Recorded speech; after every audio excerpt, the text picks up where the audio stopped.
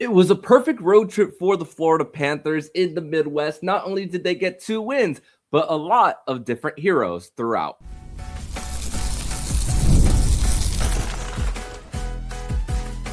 You're Locked On Panthers, your daily podcast on the Florida Panthers. Part of the Locked On Podcast Network, your team every day.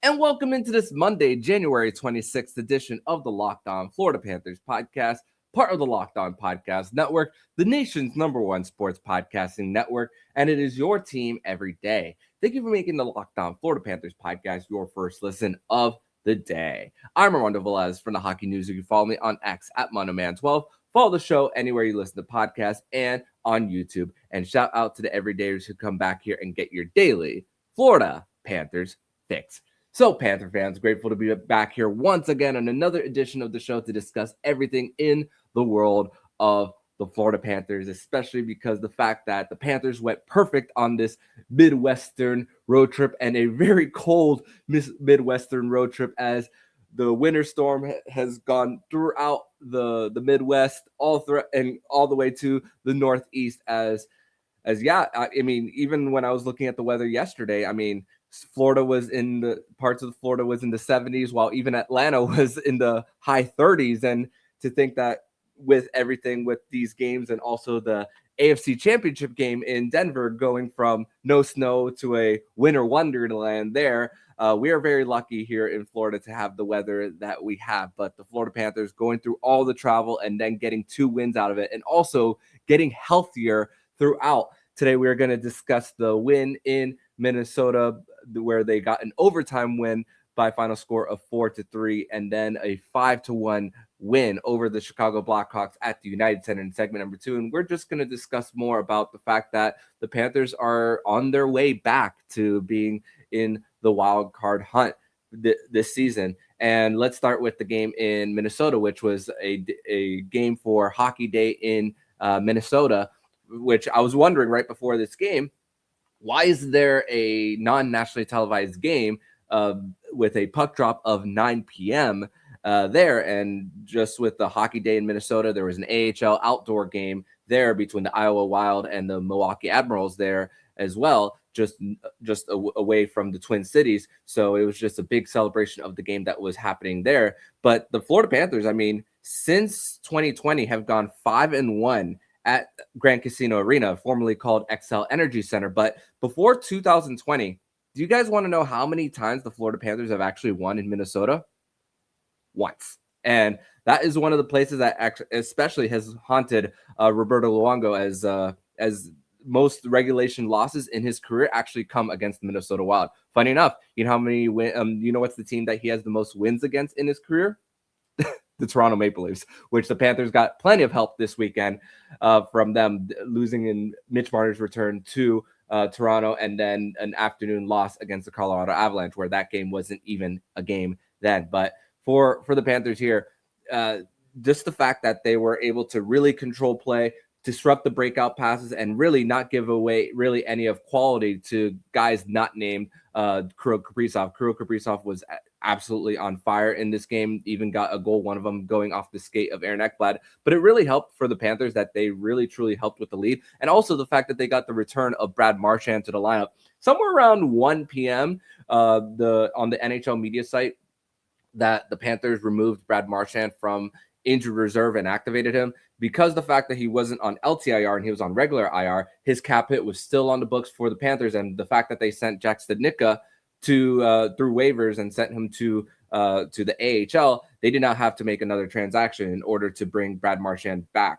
And also, Jacob Winans and I, we kind of predicted a little bit of what the lineup would look like, but not to perfection. There was only one thing different that we got incorrect there for the lineup, and that was the fact that AJ Greer was going to be back with the Bennett Tkachuk line, and then Verhaeghe was going to be there, but Verhaeghe on the Rodriguez Reinhart line to start that game for the Panthers there. But really, it came down to how the Panthers were able to win battles along the walls, and that really truly made the difference for them.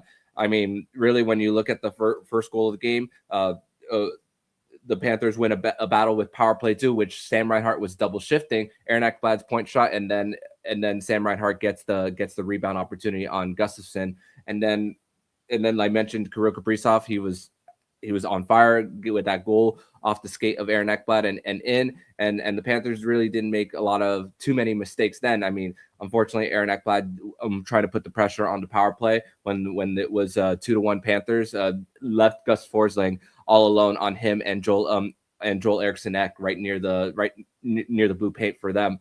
But the Panthers only really trailed in this one for 62 seconds. Also, throughout the entirety of the road trip, that's their only deficit that they had throughout. And the fact that the Panthers had the will and the fact that they didn't panic, which we're going to discuss more about the fact that they didn't panic in Chicago as well. But also in this one, the fact that you make a mistake on an entry with a backhand pass, and then Matt Boldy missed the last 4 games for the Minnesota Wild. He goes on a breakaway, and then the Minnesota Wild lead by a score of 3-2. But then who's the one who disrupts their breakout pass while the Wild were on the penalty kill? It's Brad Marchand. Goes off of the shin, and then with the Minnesota Wild already above the circles, that allows Matthew Tkachuk and Sam Bennett to be near the blue paint to at least play a little bit of that tic-tac-toe right before Sam Bennett ties the game, and then it's all square from there. And also that overtime period,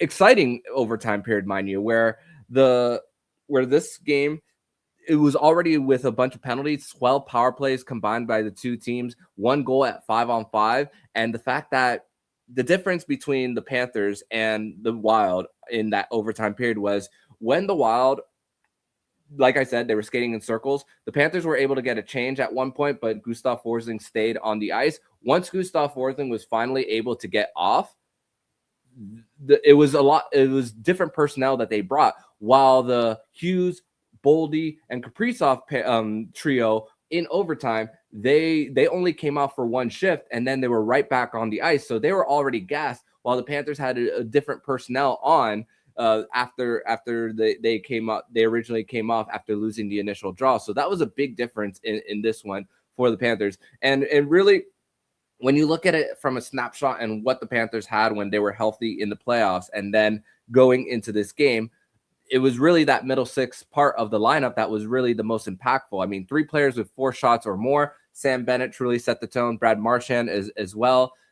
And the fact is, we said about the Panthers and closing gaps and everything, they truly did that with Quinn Hughes and really kept him at bay. And you saw it when Verhaeghe and Marchand were closing in on him to disrupt that centering feed down the middle. And then as soon as they see that puck go in, they disrupt it. They're right there, and they're right to the races, where the Minnesota Wild draw towards Carter Verhaeghe and get it to Brad Marchand, and then boom, overtime winner there. And how exciting is that for him to get 2 goals on the night in his return?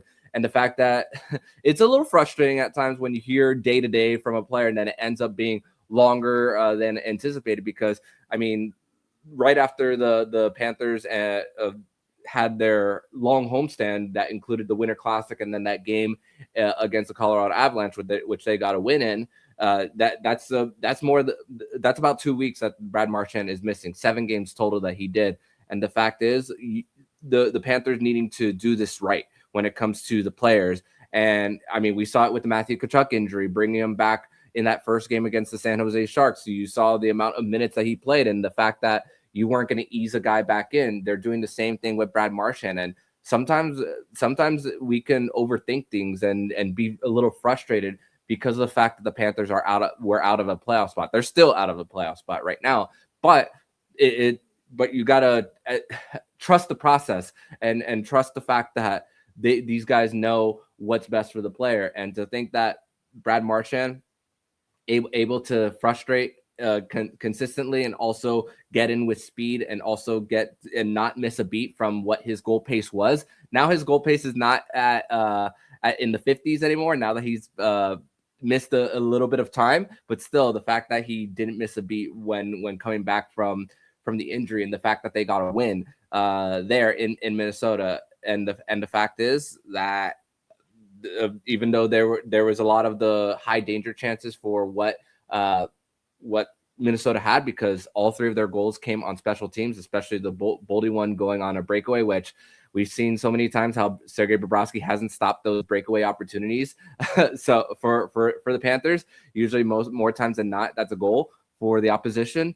But the fact is, the Panthers still found a way to respond over and over again, and that honestly for me is I'm thankful. I'm thankful for that, to see that the Panthers really truly don't have that panic in them whenever it comes to whether they're down or whether it's tied or leading going into a period. But the Panthers had to do that as well in Chicago, and it was tied going into a period, which we are going to discuss that more next here on the Locked On Florida Panthers podcast. Today's episode is brought to you by Rocket Money.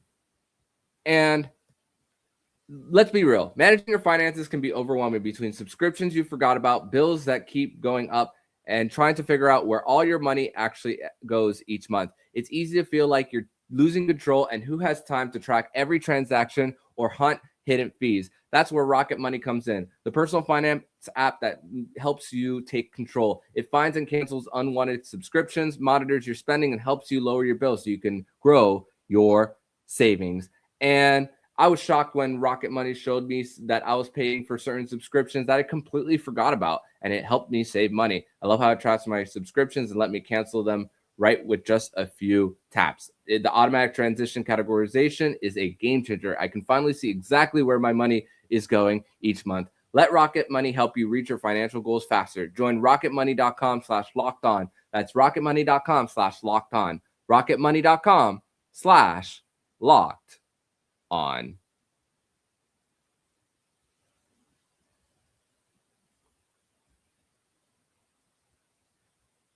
And I'd like to thank you guys once again for making the Locked On Florida Panthers podcast your first listen of the day here on a Monday. We discussed the first end of a back-to-back for the Florida Panthers against the Minnesota Wild, and now we're going to discuss the second end of a back-to-back for the Florida Panthers against the Chicago Blackhawks, where, again, we spoke about how the Panthers had to go through the snowstorm to get to Chicago after they got to Chicago at 4 a.m. local time there, and a little bit of a change in the lineup for the Florida Panthers going into Sunday's game, where Sandis Vilmanis going up to the second line, and I like the little experiment that they had because of the fact that Sandis Vilmanis can skate. He is big. He's 6'2", can really work on the forecheck as being kind of that F1 if Sam Bennett is not ahead of the play, and Sandis Vilmanis is already going up with speed off puck. That the fact that with the Panthers could do that, and also the fact that it was an opportunity for, and this is what I said this, and you could look it up from my tweets on X right before the game happened. One person replied to me saying maybe this could be a wake-up call for someone like Mackie Samoskevich going down to the fourth line with Cole Schwindt and AJ Greer, which Cole Schwindt not playing on the first end of a back-to-back, right back in the lineup for the second end. And it really helps with the matchups with how many games Mackie Samoskevich has gotten in his second full season in his NHL career. The Panthers haven't gone to the route of scratching Mackie there as well. So given him an opportunity with at least those minutes down at the fourth line and the better matchups, he's still playing those power play minutes on the second unit for him. So that's a good thing for Mackie to get going. And thankfully for him, he got a goal on the night. That was the game winning goal for him, which the Panthers ended up winning 5-1 there. But for this one, no goals in the first 35 minutes, but just like the Minnesota Wild, where the Panthers through two periods had a shot on goal advantage of 25-15, although it was 7-7 for both teams as far as shot on goal, the Panthers really were doing a lot of the same things that they were doing in Minnesota, as far as really when the Hawks were trying to rim it around on the boards, and then the Panthers, whether it's the defenseman pinching or the forward coming towards the coming up near the half wall, it was really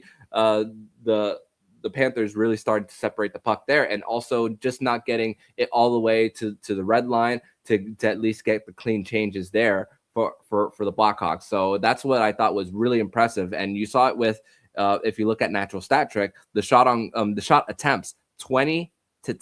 in favor of the Panthers, although it was 7-7 as far as the shot on goals, as far as the total.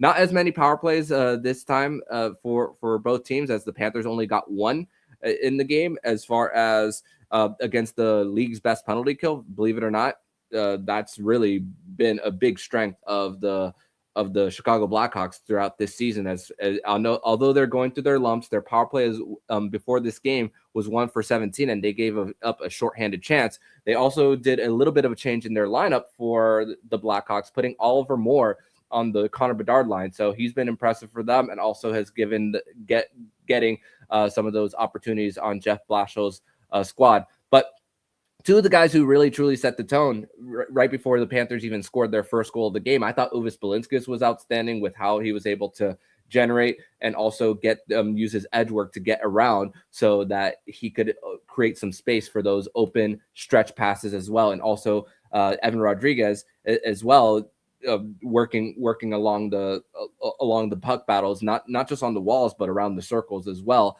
And also the patience that it allowed him to at least create the space when the Panthers were eventually separating themselves.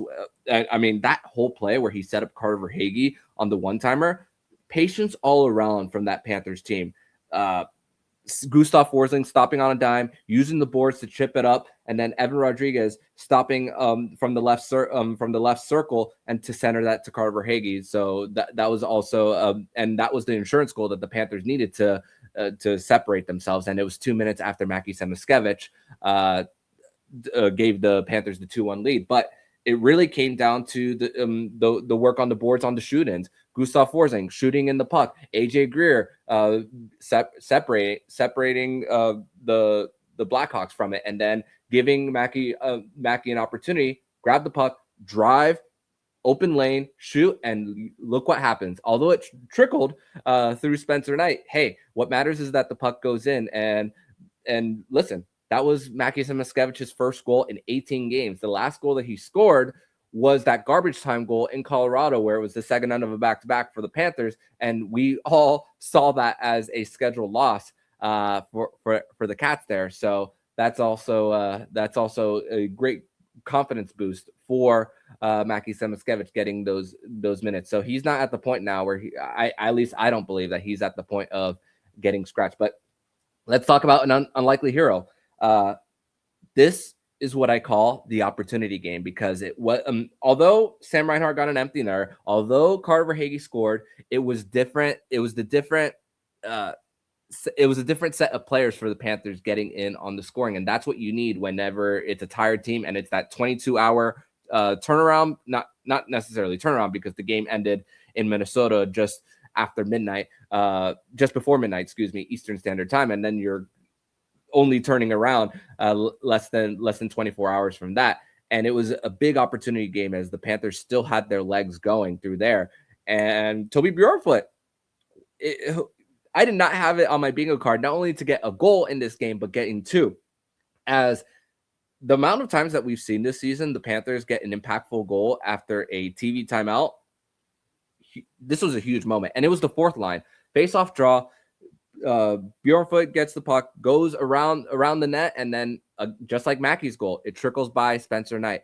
And then I want to talk about the lack of panic level for the Panthers there. Tyler Bertuzzi, who was a pain in the neck for the Panthers, especially in that 2023 first round. Him and Taylor Hall were two pains in the neck for the Panthers, which Taylor Hall is also another former Blackhawk, although he's with the Carolina Hurricanes currently. That was where the Panthers, you see it tied, but it was when you look at go back and you look at the intermission interview between Katie Engelson and Cole Schwint. She asked, what does that do to she asked Cole, what does that do to the room as far as letting that late goal by Tyler Bertuzzi for it to tie the game and for them to go into the third period all square there.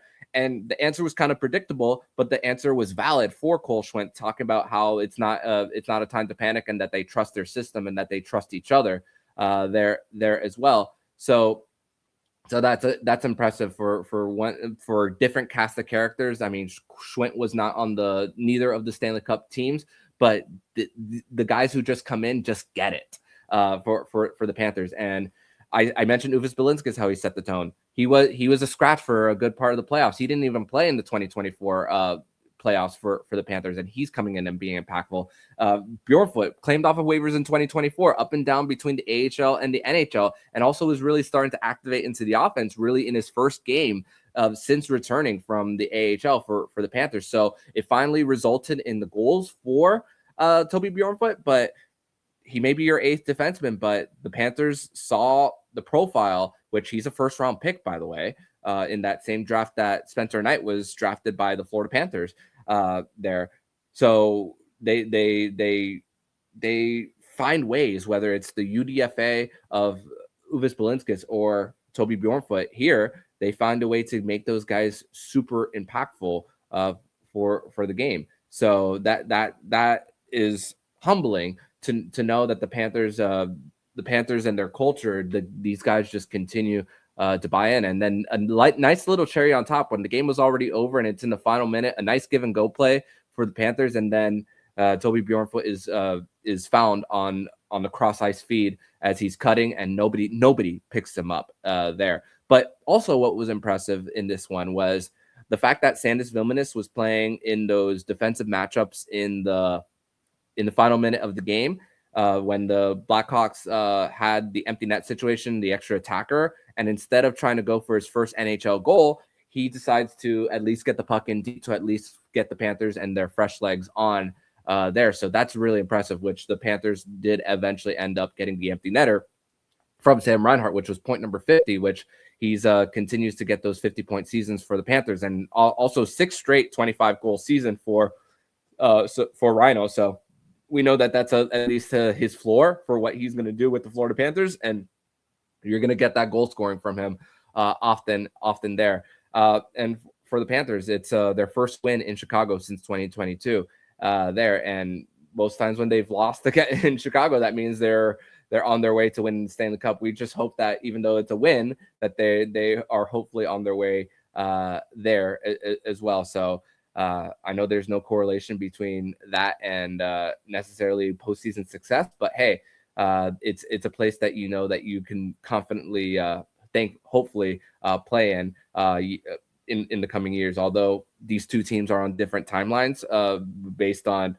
Chicago trying to get out of a rebuild, and also the Panthers still trying to stay afloat and also still take advantage of the window that is there. Because even with the Alexander Barkov, we've seen how the Panthers really continue to play to their identity and their system there. But we're going to transition to segment number 3, where we are going to continue the discussion of this road trip and how much this could carry the Panthers' momentum going forward, as they're going to return home for a quick one-gamer before heading back to the road. We'll discuss that more next here on the Locked On Florida Panthers podcast.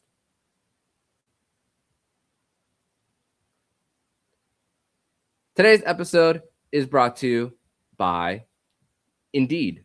And if you've ever hired someone who looked good on paper but wasn't the right fit, you know how important that is. When you want that candidates who truly match what you're looking for, trust Indeed sponsored jobs. Hiring? Indeed is all you need. Stop struggling to get your job post seen on other sites. Indeed sponsored jobs put your post at the top of the page and help you reach the right candidates faster. If I need to hire someone for the show, I go straight to Indeed and be very specific about what I need. Real experience, not just resume buzzwords. Instead of struggling to get your job post seen, Indeed sponsored jobs helps your listing stand out and reach quality candidates faster. Sponsored jobs boost your posts to the people who are the best match for your role, and that makes a real difference. According to Indeed data, sponsored jobs posted directly on Indeed are 90% more likely to report a hire than non-sponsored jobs. Spend more time interviewing candidates who check all the boxes with less stress, less time, and more results using Indeed sponsored jobs. Listeners of this show get a $75 sponsored job credit to give your job a premium placement it deserves at Indeed.com/lockedon. Just go to Indeed.com/lockedon right now and support the show by saying you heard about Indeed on this podcast. Terms and conditions apply. Hiring, do it the right way with Indeed.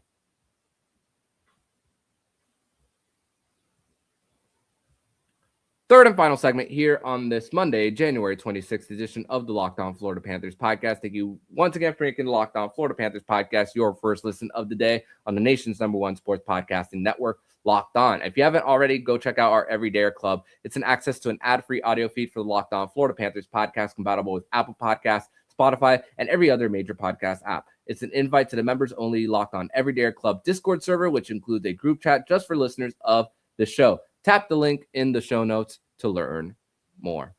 So, Panther fans, I got to ask you, how are you guys feeling about this? Because I'm feeling great. This is the NHL fans' worst nightmare, that the Florida Panthers are hot and that they are on the verge of getting back into a playoff spot with a game in hand on the Boston Bruins. It'll be 2 games in hand after Monday night, because the Bruins do play the Rangers on the road from Madison Square Garden. So hopefully the Rangers can come up with a win and help the Florida Panthers, and that'll help them with 3 points behind with 2 games in hand by the time they take the ice on Tuesday night against the Utah Mammoth. But the really impressive thing about this road trip for the Panthers is the fact that 2 even strength goals against, 5 goals against in total in the 3 road games, and the fact that once again they started 0-4 on the road, and now that they're 4 games under 500, and power play was an absolute mess in the month of November, and that they've creeped up and have at least it average out more throughout, when at one point their road power play percentage was near dead last, but these last few games have actually helped that percentage. But it's crazy, because even though the Panthers got 2 power play goals against Minnesota, there's a few things that I have to pick on a little bit. I mean, because hey, you love the positives on and that the Panthers are able to get the wins here, but when it comes to that, hey, now that the most of the complement of players back, I can go back to saying this phrase: their bread and butter play, which is the play from the right flank down to the goal line, and then right back to the bumper where it's usually Barkov, Tkachuk, and Sam Reinhart, but obviously no Barkov, but Tkachuk is still there. That has been a little bit of an issue, at least on Saturday night, of their inability to feed Sam Reinhart. But hey, both of their power play goals did come from that spot, just not in the way that the Panthers usually do it there. And also, the Panthers were putting guys back in positions that they're usually not playing in. Usually, Sam Bennett is on that right side. It has been this season. Now he's repositioned to the left side there. So that's a little bit of guys getting used to the different playing in different spots, and also Uvis Belinskis playing as the point man on the power play there. And also, and there's also one more thing that I got to pick on for the Panthers here, is the fact that most of their penalties throughout this 2-game back-to-back for the Panthers, where a lot of them were in the offensive zone. So that's really one thing I got to pick on. And the fact is, the minutes were out of whack on Saturday, and a lot of that had to do with the amount of power plays that there were between the 2 teams. So a lot of guys were truly taxed. I mean, AJ Greer got 2 penalties, and then one of them in the game against the Blackhawks. So that, and he also got into a fight that also puts the minutes differently, as far as whenever those are coincidental majors, and that there's you got to tweak some things on your forward lines there from when he is in the box during that fight with Jake Middleton there. But again, when you look at January, and it's been like this for years now, where it's mostly road heavy. So we just know, and it's the expectation about when the schedule comes out, January is always going to be the road heavy month every single year for the Florida Panthers. Mostly that's at least in recent years, that's been the month where the Panthers have gone on their Western Canadian trip, Vancouver, Edmonton, Calgary, you name it there. But that won't be this year until March for the Panthers. But still, the fact that the Panthers have played in these back-to-backs, and the fact that in these 3 games of this quick Midwestern trip, it's your backup goaltender getting 2 of those wins in it. And the fact that the rotation, even on those non-back-to-backs, you trust Daniil Tarasov to be tight in net. And also the fact in these last 4 starts for Tarasov, 4 wins, a 1.22 GAA, and his save percentage in the 940s as well.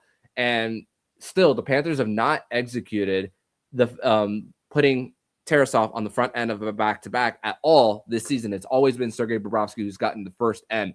So when the Panthers have their back-to-back prior to the Olympic break against Boston at home and then Tampa Bay the very next night, right before the season goes on pause, expect Sergei Bobrovsky to take the crease against the Boston Bruins, which that will be a very, very important game on the schedule. That either that or Buffalo is or are the two more important games in this next stretch for the Panthers, as these next two games for the Panthers will be Western Conference teams against Utah and then on the road in St. Louis, which the Panthers play well on the road in St. Louis. The Panthers, it's funny because in this matchup between the Blackhawks, it usually has been the road team who has won for them.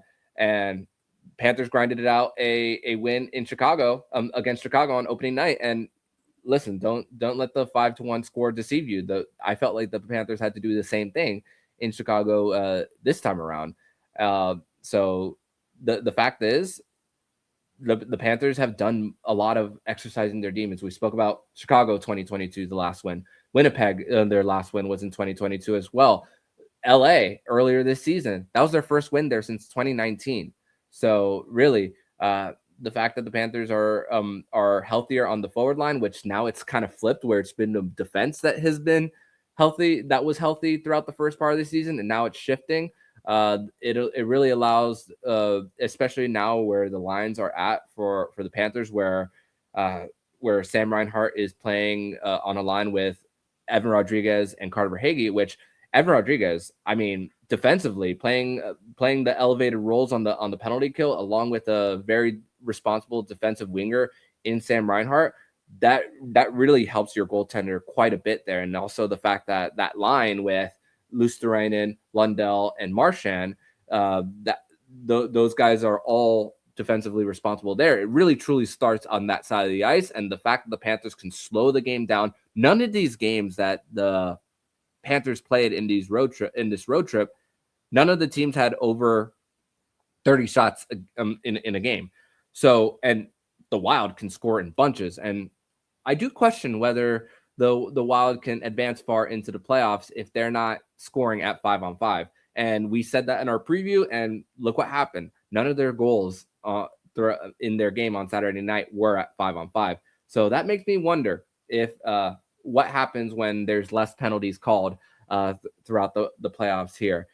So that's very interesting there. But I'm excited. I'm pumped. I'm sure a lot of you guys are too, as now the Panthers have an opportunity to really truly get things going even more with Utah coming to town. And it's funny, Utah, the last time these two teams faced in Amerant Bank Arena, that was Brad Marchand's debut, and he assisted on Sam Bennett's overtime winner back in late March. It was a Friday, I remember, but I forget necessarily exactly which date it was. I believe it was either March 28th or 29th, but it was a Friday night. Brad Marchand made his debut weeks after he got traded for, and the fact that there was those conditions with the 50% played in the playoffs, and then it would upgrade to a first if they win the cup, and we didn't know how impactful Brad Marchand would be when the Panthers originally traded for him, and look what happened. And funny enough, it's still crazy to think that before Saturday night's game, Tkachuk and Marchand had not played a regular season game together, which Tkachuk still has yet to play a regular season game with Seth Jones. So, so crazy to think that you fit a Stanley Cup there and a parade and everything in between, and this is what you have with this Florida Panthers team. Which, man, I'm at a loss for words at how impressive this was, because honestly, I'll tell you guys the truth. I was expecting maybe like 4 to 5 points out of 6, but not a full 6, because we've seen these road trips, how the Panthers haven't gone perfect, and how up and down this Panthers team has been, where you win some, you take a step back, 2 steps forward, 1 step back, all that stuff. But the fact that the Panthers literally took 3 steps forward, as far as the 3 steps being wins, that is truly what's helping them truly separate themselves from the playoff field. And, we saw this after December 2nd, where the Panthers were at one point in last place and they went on that run. So can't continue, which we spoke about the January schedule and going back to that, the Panthers have only played 3 more home games now than road games. So the balance now is back there. And the fact that when you look at the Panthers and what they did in this most recent playoffs, which 3 out of their 4 clinchers to win a championship was on the road. 2024, they had the best road penalty kill in the entire playoffs. That is impressive. That is a level of trust.